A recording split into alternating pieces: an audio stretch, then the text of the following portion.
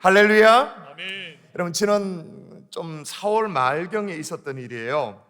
4월 말에 5월 2일이 이제 어린이 주일로 유아 세례식을 앞두고 있었던 그때였습니다. 어떻게 하면 안전하게 또 안심하면서 유아 세례식을 거행할 수 있을까 고민하던 차에 인근의 코로나 확산세가 좀 심각해지면서 우리 교육자들과 우리 교회 직원들과 또 교회 차량을 운전하는 우리 봉사자들 혹시 모를 감염을 미리 좀 하기 위해서 선제적으로 코로나 감염 검사를 우리가 싹 다 받았죠. 그래서 전원 음성 판결을 받고 우리 안전하게 유아 세례식을 진행했던 거 여러분 기억나시죠? 제가 이렇게 김종원 음성입니다 뭐 이렇게 문자 온 것도 보여드렸잖아요. 그리고 나서였어요.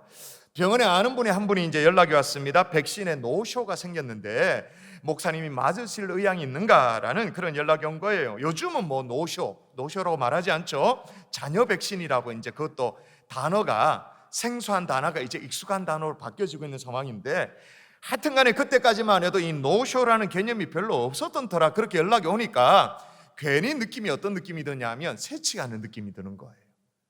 목사가 반칙하는 것 같은 느낌이 들어서 정중하게 거절했어요. 그러고 나니까 며칠 사이에 아마 그날 저녁부터였던 것 같아요. 계속 뉴스가 나오는 거예요. 노쇼인 경우에는 누구든지 백신을 맞을 수 있다라는 그런 뉴스가 나오는데 뭐 얘기는 이렇습니다. 백신병 하나를 개방하면 그 한 병에 뭐 10명, 뭐 12명 그 정도 주사를 맞을 수 있는데 몇 시간 안에 다 써야 되는데 노쇼가 생기면 그러니까 백신 예약이 된 사람들이 나타나지 않으면 그걸 통째로 폐기를 해야 되니까 누구든지 백신을 맞을 수 있다는 뉴스가 계속 나왔어요. 그래서 괜히 반칙하는 것 같다라는 그런 부담감이 있었는데 그걸 이제 다 털어버리고 노쇼 등록을 해서 백신을 맞았죠. 왜냐하면 주변의 목사님들 가운데 이 확진자와 같은 공간 안에 있어서 이제 이 어떤 다른 사람이 확진자가 됐어요. 그러니까 같은 공간 안에 있으면 그게 밀접 접촉자가 되잖아요. 밀접 접촉자가 되었는데 이제 조사를 하죠. 음성이 나왔습니다. 음성이 나와도 밀접 접촉자는 2주간 자가격리입니다. 의무격리입니다. 그런 경우를 제가 봤어요. 와, 아찔하더라고요. 아니 교회 한 교회 목사가 2주간 자가격리 완전 발목이 묶이니까 그거 어떻게 되겠어요? 제 개인 같으면 뭐 좀 더 고려를 하고 살펴보고 나중으로 미룰 수 있습니다만 저는 개인이 아니잖아요. 그죠? 혹시 제가 밀접 접촉자와 어떻게 이렇게 되어져 가지고 자가격리 대상자가 되어지면 교회가 어떻게 되겠습니까? 그죠? 만일 제가 밀접 접촉자가 되었다 그럼 우리 교육자들도 밀접 접촉자가 될 가능성이 많잖아요. 그러면 교회가 올 수도비 되어지는 거예요. 그런데 백신을 1차, 2차 접종까지 다 하고 2주가 지나고 나면 확진자 밀접 접촉을 했다 할지라도 본인만 음성이 나오면 자가격리 대상이 아니라면서요. 그러니까 이제 목사가 교회를 위해서 못할 일이 뭘 있겠습니까? 그래서 당에 서기 장로님하고 상의를 해서 말씀을 드리고 저와 제 아내가 5월 초중에 이제 백신을 맞았죠. 근데 그 주간에 있었던 일입니다. 벌써 좀 지나서 여러분 잊어버렸을지 모르겠는데 그 주간 어간에 뭐 어떤 사건이 있었냐면 경찰 간부가 그 아스트라제네카 이 백신을 맞고 마비 증상을 보이는 그 뉴스가 나왔어요. 연일 그런 뉴스가 나오고 있는데 백신을 맞으려고 하니까 야 기도가 절로 간절해져. 야 병원에 갔는데 그 짧은 주사 맞기 전에 그 짧은 시간에 와 제 생애 가장 간절한 표시가 안 나도록 이제 태어나게 하지만 제 생에 짧고 가장 간절한 기도를 드렸던 것 같아요. 자, 우리 교육자들은 제가 죽는지 사는지를 보고 있다가 제가 5월 3일 날 월요일 날 백신을 맞았거든요. 화요일 날, 그 다음 날 화요일 날 멀쩡하게 교육자 회의 제가 인도하고 하는 걸 보고는 용기를 내가지고 노쇼에 등록해서 백신을 맞았어요. 왜냐하면 아까도 얘기했지만 그 주간에 경찰 공무원 간부가 접종을 했는데 계획되어 있었는데 이제 마비 증상이 되니까 그 주간에 경찰 공무원이 집중적으로 이제 접종을 하는 그 시즌이었거든요. 경찰 간부 마비 사건이 나타나니까 이 경찰들이 접종을 좀 단체적으로 보이콧하는 거부하는 현상이 일어났어요. 그래서 대거 노쇼가 쏟아져 나왔죠. 그래서 그 주간에 상당히 많은 교육자들이 다 이미 백신을 맞았어요. 그러니까 우리 교회는 일단 제가 백신을 맞았으니까 제가 감염되어 양성이 아닌 이상 무슨 확진자와 저 이렇게 접촉이 되어도 예배가 마비될 일은 없는 거라. 아멘이십니까? 난 그것만 생각해도 얼마나 속이 시원한지. 제가 매번 떨면서 제가 꼼짝을 못했잖아요. 완전 2년 동안 어디 진짜. 근데 이렇게 밀접 접촉자가 되더라도 물론 2차까지 다 맞아야 됩니다만은 예배가 마비될 일이 없다니까 얼마나 감사한지. 근데 의사 선생님이 주사하기 전에 이런 얘기를 해요. 백신을 맞으면 두 종류로 나눠진다는 거예요. 첫 번째는 뭐냐? 백신을 맞고도 아무렇지 않은 사람이 있다라는 거예요. 조금 이제 연령대가 있는 사람, 이제 조금 이제 연세가 있는 분들은 아무렇지도 않다는 거예요.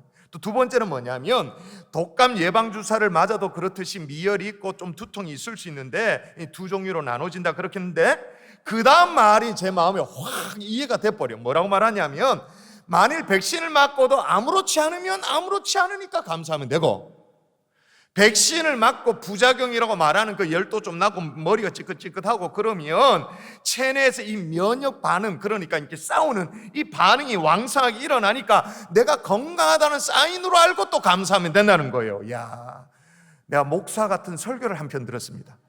이래도 감사하고 저래도 감사하고. 그래서 다시 말하면 나타나는 증상을 보고 내가 건강한 사람인지 아닌지 판단해 볼 수 있다, 가늠해 볼 수 있다, 그런 얘기를 하는 거예요.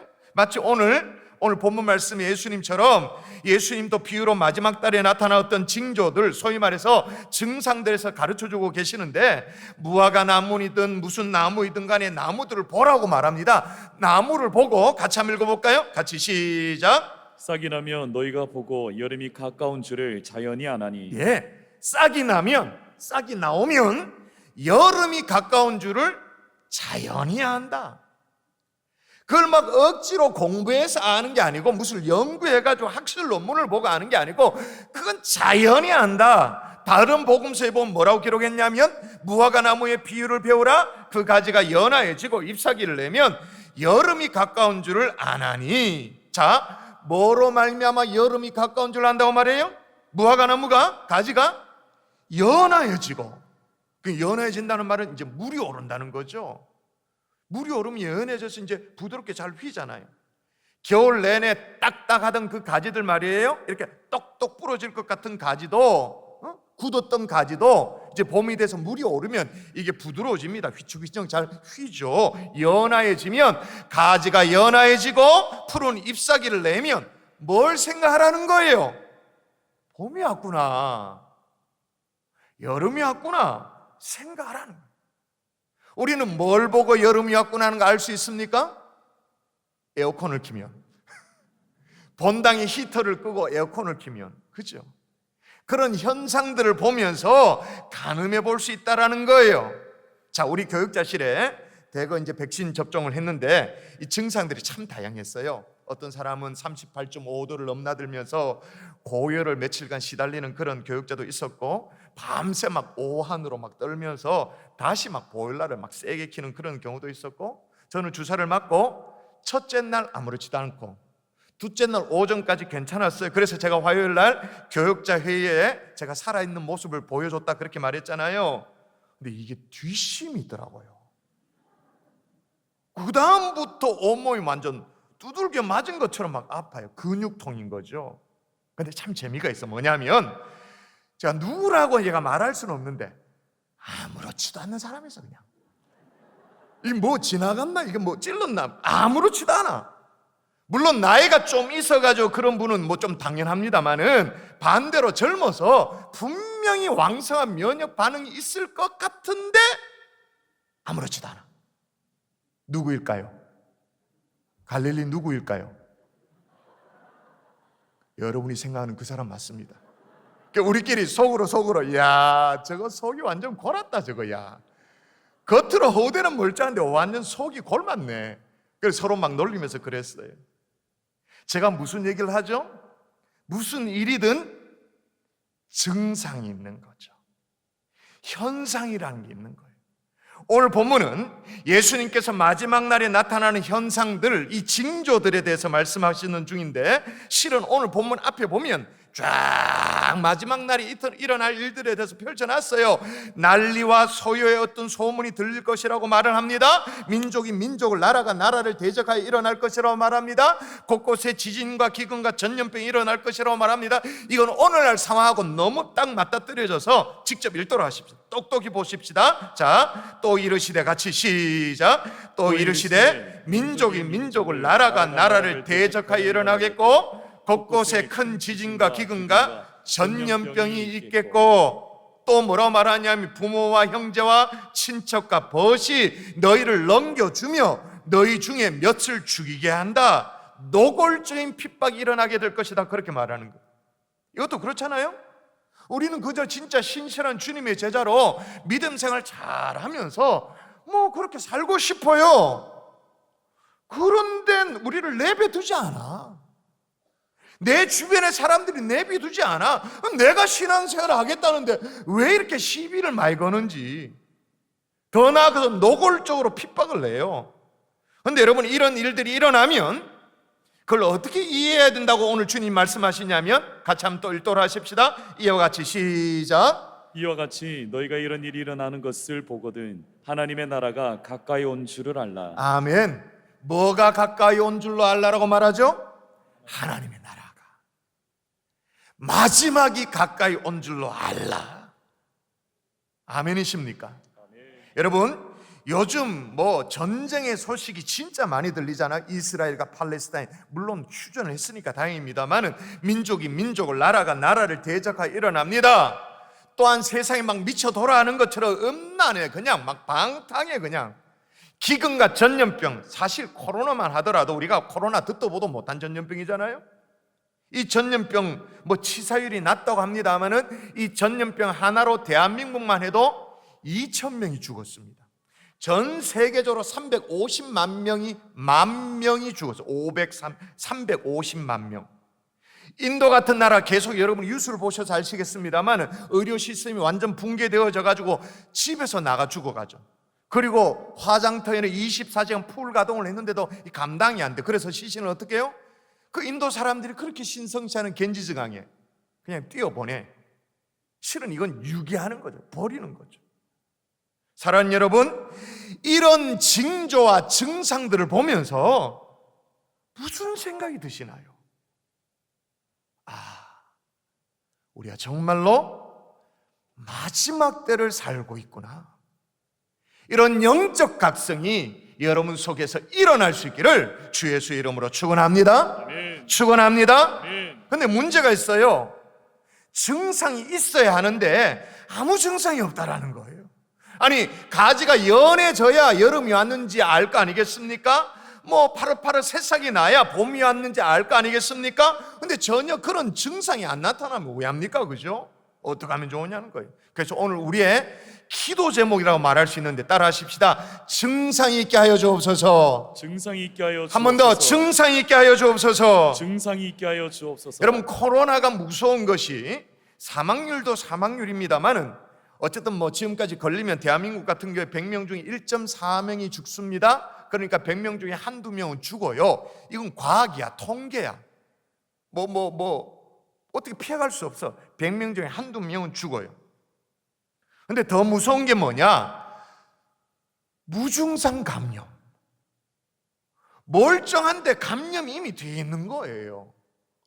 평소에 직장에서, 학교에서, 내 삶의 어떤 바운더리에서 늘 같이 지내던 분이에요. 멀쩡했어요. 그래서 식사할 때 마스크 벗고 밥도 먹고 차도 한잔하고 하하호 대화도 했죠. 근데 그 사람이 무증상 감염일 줄을 꿈에 알았어요? 몰랐죠.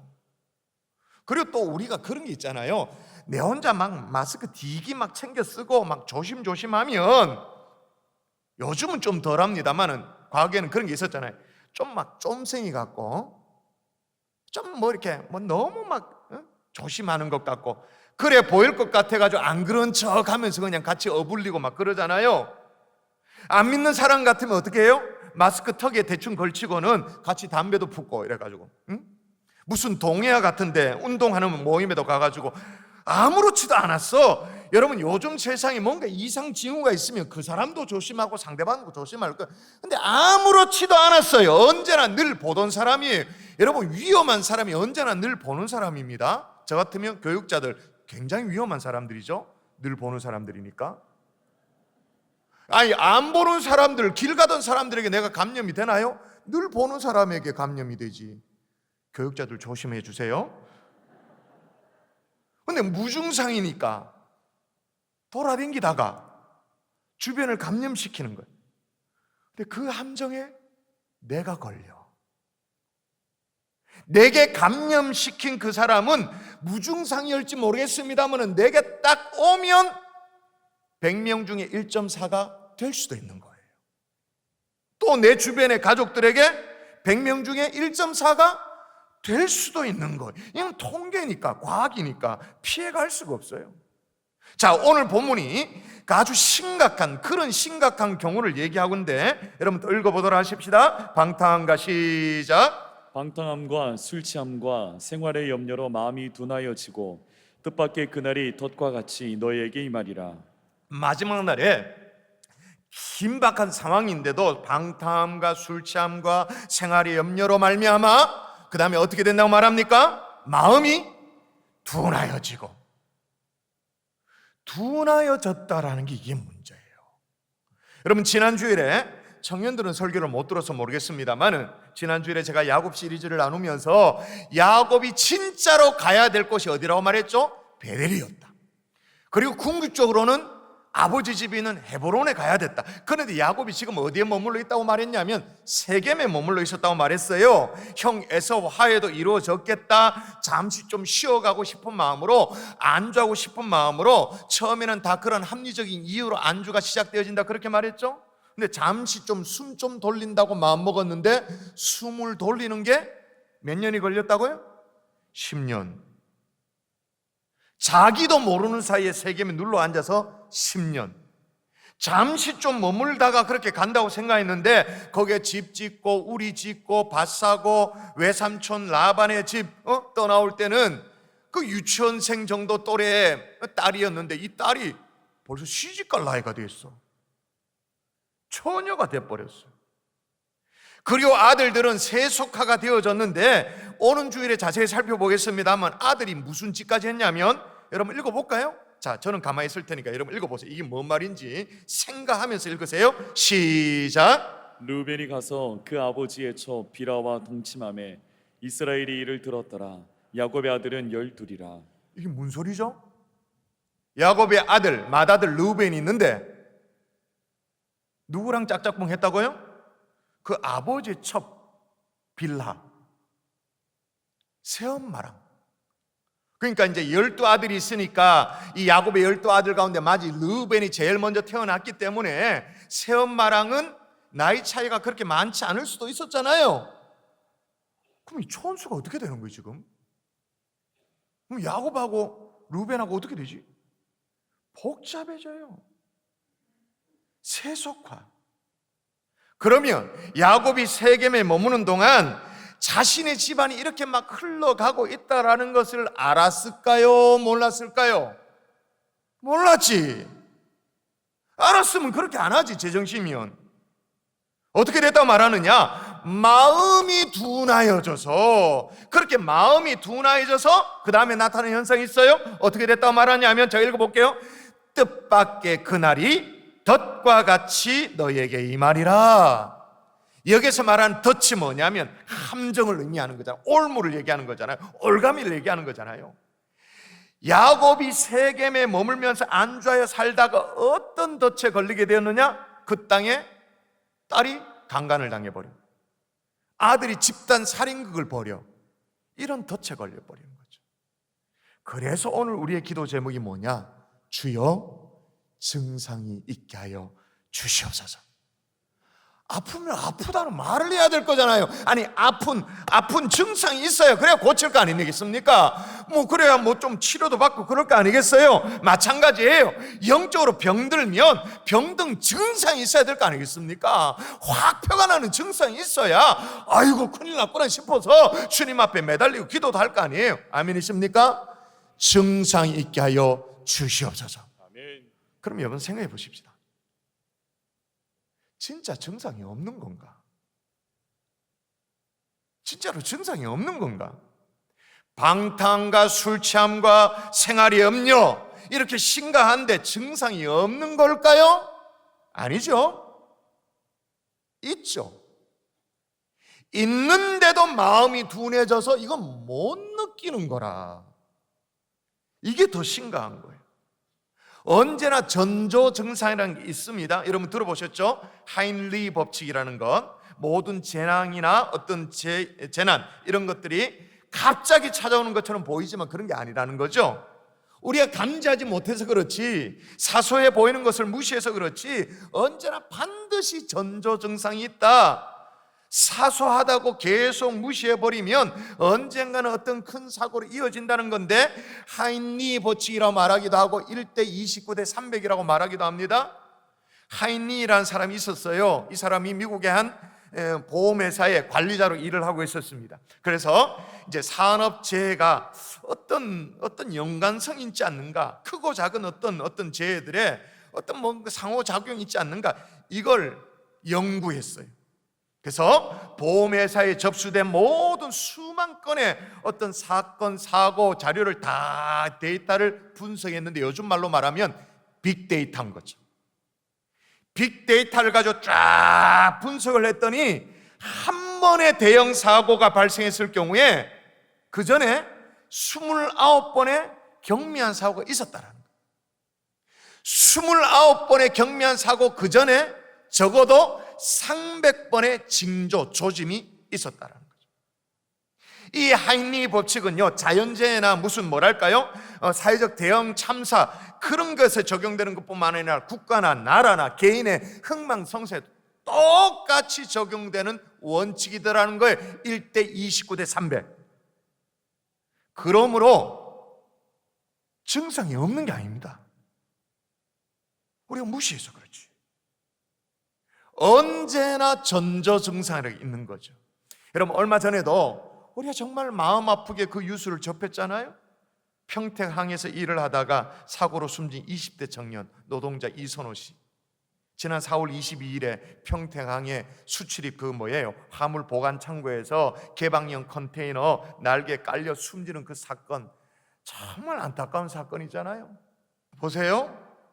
저기에도 전조 증상이 있었다니까요.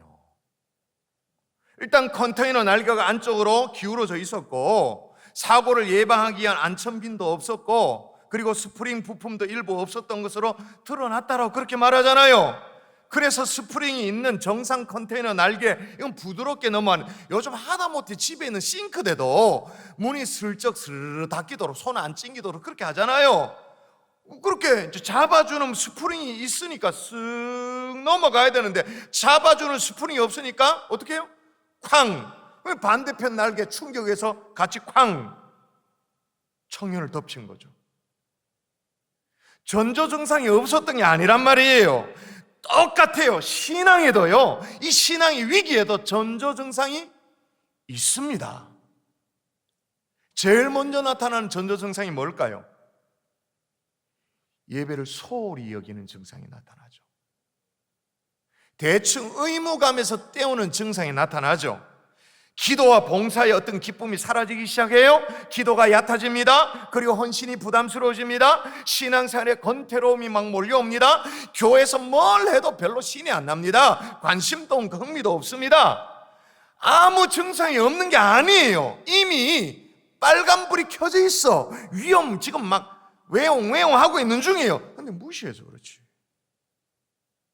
오늘에도 이 마지막 심판의 징조들이 시시작각으로 다가오고 있는데, 마음이 둔해져서 방탕함, 술 취함, 생활의 염려에 빠져 있다 그렇게 말해요. 그래서 그날이 덫과 같이 임한다. 올가미처럼 임한다. 그래서 우리의 기도의 소원이 뭐라고요? 증상이 있게 하여 주시옵소서. 더 정확하게 말하면 증상을 무시하지 않게 도와주시옵소서. 아멘이십니까? 깨달아야 되는 거니까.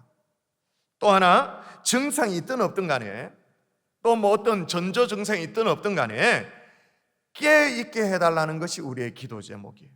오늘 본문에 뭐라고 말하는지 한번 읽어볼까요? 또 다시 읽습니다. 이름으로 같이 읽습니다. 시작. 이러므로 너희는 장차 올린 모든 일을 능히 피하고 인자 앞에 서도록 항상 기도하며 깨어 있으라 하시니라. 항상 어떻게 있으라고요? 깨어 있으라 그렇게 말합니다. 이게 얼마나 우리 주님이 사무쳤던지 오늘 우리가 누가복음을 보고 있습니다만은 같은 내용을 다루고 있는 마가복음 한번 가볼까요? 잠시 한번 가볼까요? 좀 앞으로 좀 넘어가면 되니까 마가복음 13장입니다. 한번 가보세요. 마가복음 13장 펼칠 수 있으면 한번 펼쳐보세요. 13장에 보면 13장 일단 28절에 보면 이건 자막 없습니다. 여러분이 눈으로 확인하십시오. 똑같은 내용을 다룹니다. 13장 28절에 보니까 무화과 나무의 비유를 배우라. 그 가지가 연하여지고 잎사귀를 내면 여름이 가까운 줄 아나니. 그리고 나서 좀 내려가서 33절 여러분의 성경을 읽던 자막을 읽던 같이 읽습니다. 시작. 주의하라 깨어 있으라 그때가 언제인지 알지 못함이라. 뭐하라 그러죠? 주의하라 깨어 있으라. 그래서 좀 내려가서 35절 또 읽습니다. 시작. 그러므로 깨어 있으라 집 주인이 언제 올는지 혹 저물 때일는지 밤중일는지 닭울 때일는지 새벽일는지 너희가 알지 못함이라. 예, 깨어 있으라고 말해요. 또 보세요. 37절 또 시작. 깨어 있으라 내가 너희에게 하는 이 말은 모든 사람에게 하는 말이니라 하시니라. 아멘. 어떻게든 깨어 있으라고 강력하게 권면하고 있는 거예요. 오늘 제가 무슨 코로나 설교를 하는 듯한 느낌이 드는데요, 증상이든 무증상이든 간에 하여튼 간에 최고의 예방책은 뭐죠? 마스크죠. 상시 마스크 착용이 예방책이잖아요. 뭐 백신 주사를 맞든 안 맞든 간에 백신을 맞았다고 해서 100%다 개런티 해주는 건 아니니까. 그래서 교회에서 계속 언제나 마스크 착용만큼 철저히 하게 하시라.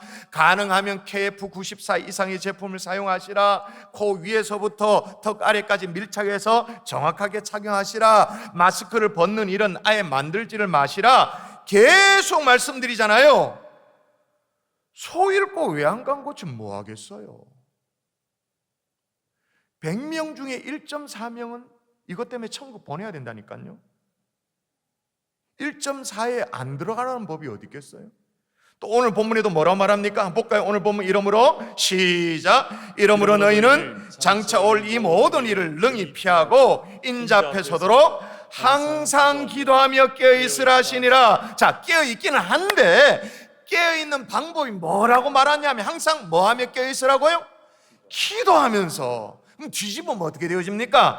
기도하며 깨어있으라고 했으니까 기도를 쉬고 있다 그러면 깨어있다는 거예요? 안 깨어있다라는 거예요? 안 깨어있다. 기도를 쉬고 있다? 잠들었다는 표식이 되어지는 거죠. 이렇게 잠들면, 이렇게 잠들어 있으면 전조 증상이 있어도 깨달을 수 있다 없다? 잠들어 있으면 전조 증상이 아무리 있어도 못 느낀다. 방탕과 술 취함과 생활의 염려 여전히 있지만 마음이 둔해졌다 이 말인 거잖아요. 벌써 둔해졌다 그 말인 거예요. 여러분 간곡하게 부탁드립니다. 여러분의 영혼을 위해 다시 깨어 기도할 수 있기를 주의 이름으로 축원합니다. 아멘. 여러분 지난 한 주간 우리가 특세를 한 것은 막 그동안 막 뻑뻑하게 안 돌아가는 그 기도의 자리 기름칠을 한 것이라면 이제는 항상 깨어 기도할 책임이 누구에게 있어요? 여러분의 기도의 책임이 누구 있어요? 담임 목사님께 있죠. 갈릴리 김보은 목사님이 책임져야 되지. 그거예요? 특세를 통해서 안 돌아가던 기도에 기름 막 칠하는 거는 교육자가 도와줘야 돼요. 그러나 이제는 항상 기도하며 깨어있을 책임은 나에게 있지. 기도의 자리를 다시 찾을 수 있기를 주 예수의 이름으로 축원합니다. 아멘. 아멘 좀 하이소. 기도의 자리를 다시 찾을 수 있기를 바랍니다. 아멘. 여러분 기도의 시간도 확보할 수 있기를 바라요. 기도의 자리에 나와서 앉아 있습니다만은 쉽게 기도의 자리를 뜨지 말고 얕은 기도, 짧은 기도 그렇게 머물지 말고 제가 한 번씩 얘기한 것처럼 기도의 고비를 넘겨야 돼요. 기도의 자리를 지키면서 개인 기도의 한 3분의 2 지점, 기도의 뭐랄까요 7분 응선, 8분 응선 그걸 넘겼을 때 경험하게 되는 영적인 감흥, 하나님과의 어떤 깊은 교제, 요 맛을 알아야 돼요. 짧은 기도, 얕은 기도 그거 하지 않고 기도의 시간까지도 확보할 수 있기를 주 예수의 이름으로 축원합니다. 아멘. 이렇게 깨어 있어야 내가 영적으로 어떤 문제가 있는지를 알죠. 증상을 느낄 수 있죠. 말씀의 결론 맺을게요. 오늘 내친 김에 이 증상과 관련된 얘기를 마저 더 하십시다. 자, 의학계에요, 침묵의 살인자로 일컬어지는 몇 가지 질병이 있습니다. 침묵의 살인자. 첫 번째는 췌장암입니다. 이 췌장암은 부동의 암 사망률 1위입니다. 정반대로 암 완치율 꼴찌입니다. 췌장암. 또 폐암이 있어요. 이 폐암은 통계청 발표에 의하면 대한민국 인구 10만 명당 폐암이 34.4명으로 1위입니다. 1위.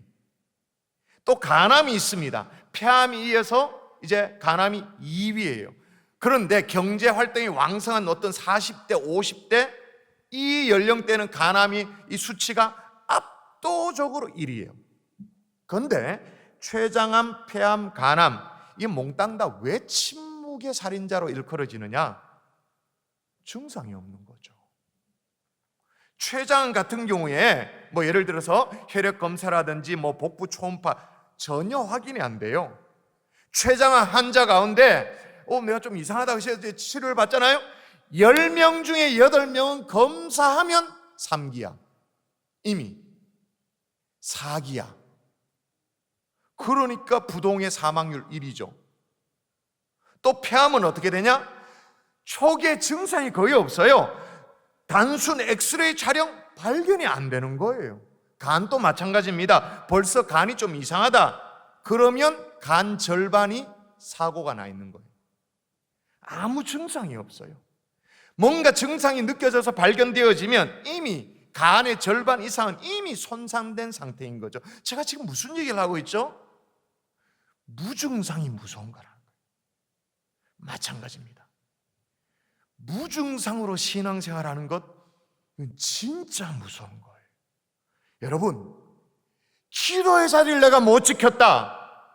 증상이 있어야 되는 거 아니에요? 내가 예배의 자리를 못 지켰다. 그럼 막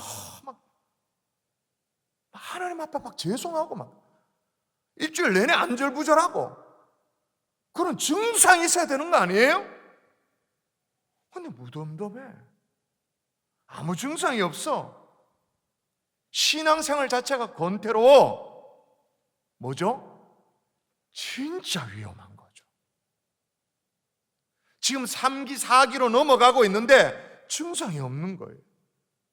여러분, 오늘 또 하나님 앞에 살아있는 신앙으로 서게 해달라고 기도하는 저와 여러분 될 수 있기를 주 예수의 이름으로 축원합니다. 아멘. 살아있다라는 것은 깨어있다는 것이기 때문에 깨어 기도하는 신앙생활, 주님 앞에 살아있는 신앙생활을 다시 결단하는 저와 여러분 될 수 있기를 주 예수의 이름으로 축원합니다.